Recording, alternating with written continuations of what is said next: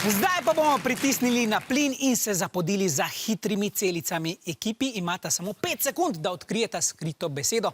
Če jim to uspe, dobijo 2 točki. Najprej iščemo obvezno opremo na mestnem kolesu. Gremo k hitri celici številka 1. Vijoličasti? Kako? Zvonec. Zvonec je pravi odgovor. Res je? Kar počakajte, da vas pokličem. Gremo k drugi obvezni opremi. Vijoličasti? Zavora. Zavora je tudi pravi odgovor. Res je, ja? Zavora ali zavore. In še zadnja obvezna oprema. Rumeni? Odsevnik. Odsevnik pa je tudi pravi odgovor. 2 točki za osnovno šolo Trbovlje. Prikolesarili smo do drugih hitrih celic, iščemo neleteče ptiče. Poglejmo kar prvega.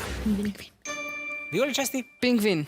Pingvin je pravi odgovor, res je, ja? Pingvin ne leti, letite pa vi s vašimi točkami. Gremo k ptiču številka 2. Rumeni. Kivi.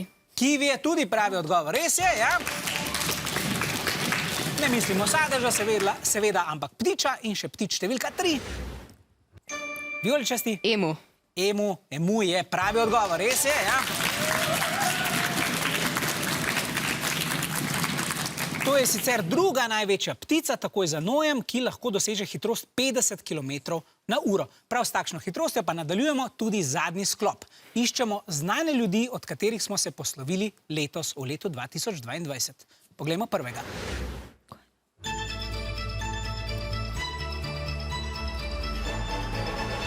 Ja, tole žal ni šlo. To je bila slovenska ilustratorka Marlenka Stupica.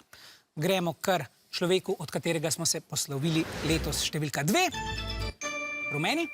Ratko Polič. Ratko Polič, Rac je res pravi odgovor, ja, tako je. Znani slovenski igralec. In še zadnja hitra celica. Rumeni? Kraljica Elizabeta II. Kraljica Elizabeta II je rekel Ožbej in svoji ekipi priboril 2 točki, res je.